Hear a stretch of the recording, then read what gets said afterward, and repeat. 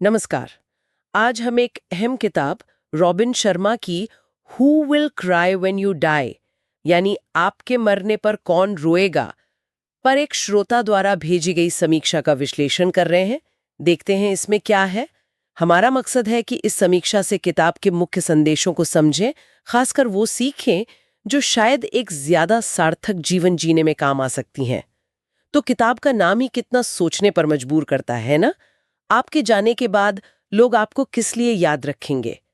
चलिए इस समीक्षा के जरिए इस सवाल को थोड़ा खोलते हैं। बिल्कुल। ये समीक्षा बताती है कि ये किताब जो 1999 में आई थी, असल में जीवन के 101 छोटे-छोटे सबक हैं इसमें।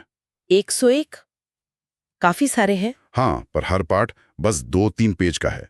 भाषा बहुत ही सीधी सरल। लेखक तो वही है robin Sharma, the monk who sold his Ferrari वाले। अच्छा, हाँ, उनको तो काफी लोग जानते हैं। जी हाँ।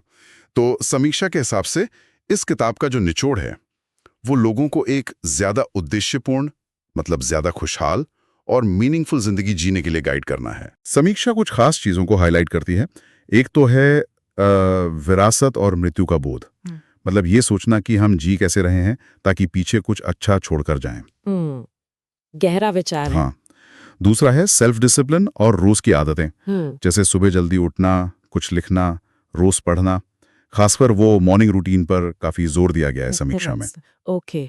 और फिर है दया और रिश्ते, मतलब छोटे छोटे काम दया के, आभार जताना, दूसरों को ध्यान से सुनना। समीक्षा कहती है, किताब सलाह देती है कि रिश्तों में गिवर बने, सिर्फ टेकर नहीं। सही बात है। इसके अलावा मेंटल मास्टरी यानी पॉजिटिव सोच, अपने विचारों को कंट्रोल करना, इसमें बुद्ध, गांधी जैसे लोगों के कोट्स का भी जिक्र है। अच्छा। और आखिर में लगातार सीखते रहना, किताबें पढ़ना, कोई मेंटोर ढूंढना, अपनी रुचियों को जानना। समीक्षा में वो रोज 30 मिनट पढ़ने वाली बात पर भी जोर है। कि खूबियों मतलब फायदों के बारे में क्या कहा गया है? हाँ, फायदे तो बताए हैं। समीक्षा कहती है कि भाषा बहुत सरल, स्पष्ट है, सलाह एकदम प्रैक्टिकल है, रोज की जिंदगी में अपनाने लायक। छोटे चैप्टर हैं तो पढ़ना आसान है, मतलब बोझिल नहीं लगती। बिल्कुल नहीं। और ये इमोशनल, स्पिरिचुअल, पर्सनल ग्रोथ मतलब कई एरिया कवर करती है। संक्षेप में कहें तो समझना और अपनाना आसान है। ये तो अच्छी बात है। पर क्या समीक्षा में कुछ कमियां या सीमाएं भी बताई गई हैं? क्योंकि हर चीज सबके लिए नहीं होती है ना। हाँ, उस पर भी बात हुई है। एक तो ये कि कुछ बातें थोड़ी रिपीट होती भी लग सकती हैं, मतलब कुछ आइडियाज अलग अलग चैप्टर में घूम फिर कर आ सकते हैं। अच्छा, दोहराव। जी। दूसरा, जो लोग बहुत गहरी फिलॉसफी या साइकोलॉजी की तलाश में हैं, उन्हें शायद ये किताब थोड़ी, क्या कहते हैं, सतही लगे, क्योंकि फोकस प्रैक्टिकल टिप्स पर ज्यादा है। ये पॉइंट है। और एक और बात समीक्षा नोट करती है कि कुछ सलाह, जैसे हमेशा पॉजिटिव रहो, ये उन लोगों के लिए शायद थोड़ी अवास्तविक लगे जो सच में मुश्किल दौर से गुजर रहे हैं। हाँ, ये भी एक जरूरी संतुलन है।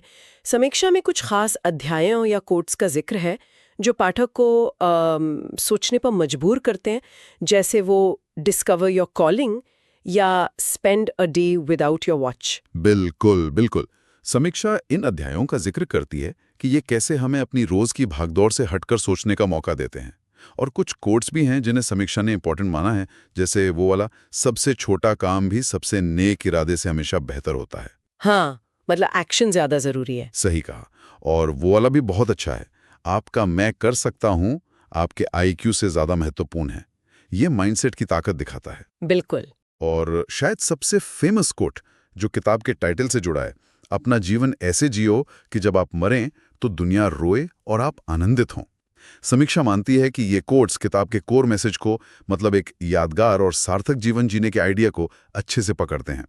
तो कुल मिलाकर समीक्षा का निष्कर्ष यही निकलता है कि ये किताब उन लोगों के लिए खास तौर पर अच्छी है जो जिंदगी में थोड़ा खोया हुआ या थका हुआ या बस रोज की रूटीन में फंसे हुए महसूस कर रहे हैं। समीक्षा इसे एक रिमाइंडर की तरह देखती है कि लाइफ की बड़ी पिक्चर क्या है और हमें किसी दिन का इंतजार नहीं करना चाहिए, बल्कि अभी आज ही छोटे छोटे कदम उठाने चाहिए।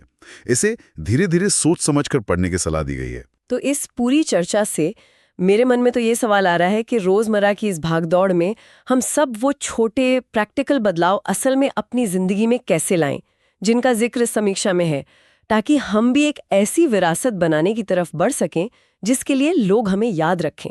ये वाकई सोचने वाली बात है।